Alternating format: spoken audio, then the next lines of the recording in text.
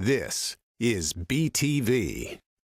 According to my Merriam-Webster dictionary, the word velocity means the rate of change of position along a straight line with respect to time. In other words, the speed at which something is moving. Velocity Minerals is the name of a mineral exploration company operating in northern British Columbia. Let's see how fast they are going. Well, the rate of change has been tremendous for Velocity Minerals. In a single year, under new management, the company acquired two exciting molybdenum properties, was financed to the tune of over $6.5 million, listed on the Toronto Stock Exchange, and completed a drill program. After being dormant for over 6 years, this company is certainly living up to the definition of its name. In May 2008, Velocity acquired all the shares of Velocity Exploration Ltd, which owned the mineral rights to the Mount Haskin and Cassiar Moly projects, and was completing 3 equity offerings of just under $7 million. Shortly thereafter, Velocity completed its listing on the Toronto Stock Exchange and has traded there ever since. Velocity's business goal is to develop its principal properties. It presently owns the mineral rights to the 2 moly projects in northern British Columbia and is actively pursuing other properties throughout the world. We're focused pretty much on moly, and in fact, at this point, we're looking for other acquisitions. We want to add more moly assets to the inventory. We like what we have, and we think that we've got a good chance of making mines out of these projects. But we also see in this particular market, when people are having a very difficult time financing, that we're in a good position to possibly pick up other moly assets at prices that wouldn't otherwise be available to us. Management of Velocity believes that the emerging markets in Asia and the fact that moly plays an essential role in the manufacturing of steel will continue to drive global demand for their chosen metal. They are also calculating that due to tightening credit and escalating capital costs, many planned projects simply will not make it to production. If so, that can only mean good things for well-financed companies and high-grade deposits like Velocity's. Molybdenum is an alloy used predominantly in steel, but it has other applications in refining heavy oil as a catalyst. You'll find moly used in the drill stems, in the well casings, in the pipeline because of its resistance to corrosion. So we've got a real demand for moly, and it's been a fairly stable priced commodity. That's why we like it. Velocity is moving forward on both of its projects. Previous work on Mount Haskin has established a significant historic mineral deposit and identified potential extensions of that mineralization. An NI 43-101 qualified person has not done sufficient work to classify the historic estimate as current mineral resources or reserves.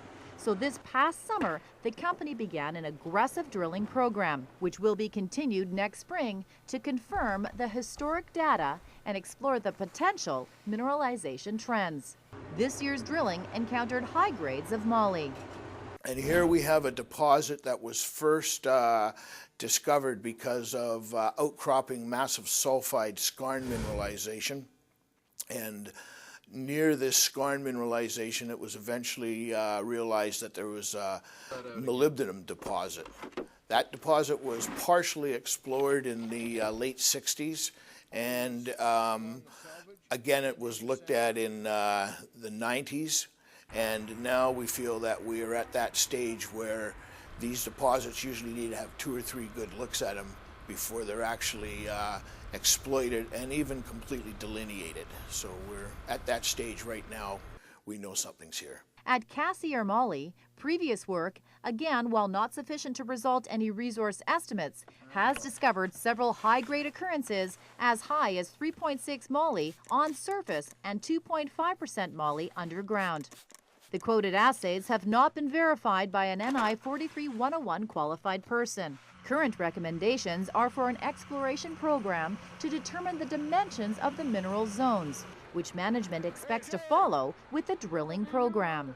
The Cassiar Moly deposit was discovered by one of our directors when he was prospecting in 1966.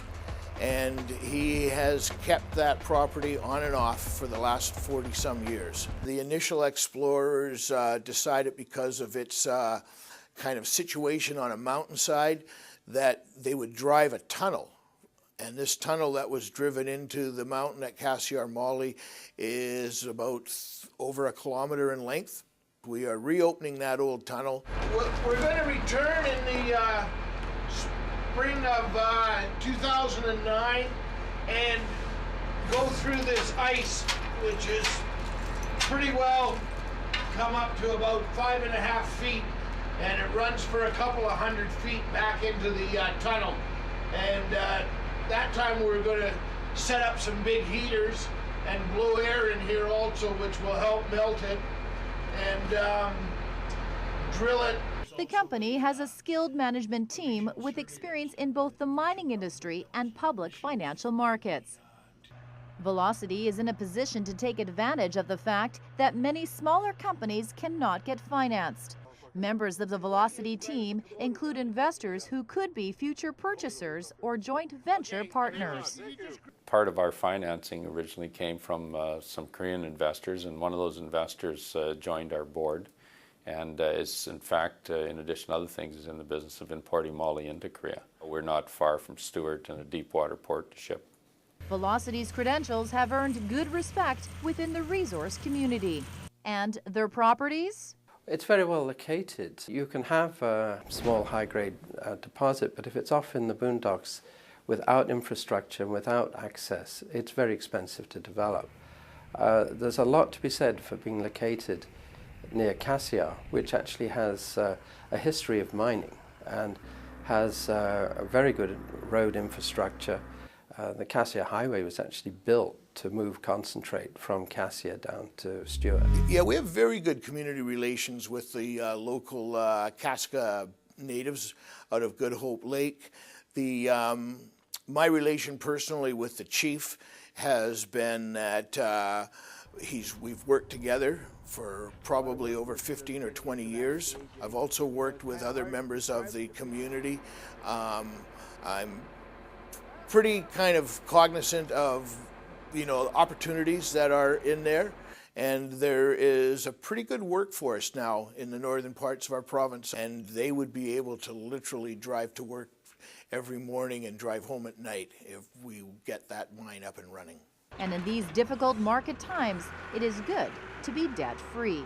Well, we're sitting with just over $4.5 million right now. We'll spend about another $1 million next year working on the property. We own our properties 100%. The next big steps for Velocity will come when the snow melts in the spring for the 2009 drilling season. The company is planning to undertake the recommended work programs at an estimated cost of about $1 million. The Truth machines will determine the future of the Mount Haskin and Cassiar Moly properties. We believe Velocity Minerals is well positioned because we have solid financing, we have 2 exceptional properties, and we'll hopefully get the production and cash flow on a very short path, and we've got the management team to get them there. My dream for Velocity is to be standing there next to an operating mine that we have brought into production. And it would be something that I'd be very proud to do, and that I feel that the northern community would be very accepting of having it in their community. With the people, properties, cash in the bank, and opportunities ahead, Velocity Minerals will keep the pedal to the metal to maintain forward momentum and speed. We'll check back with them next spring to see how things progress.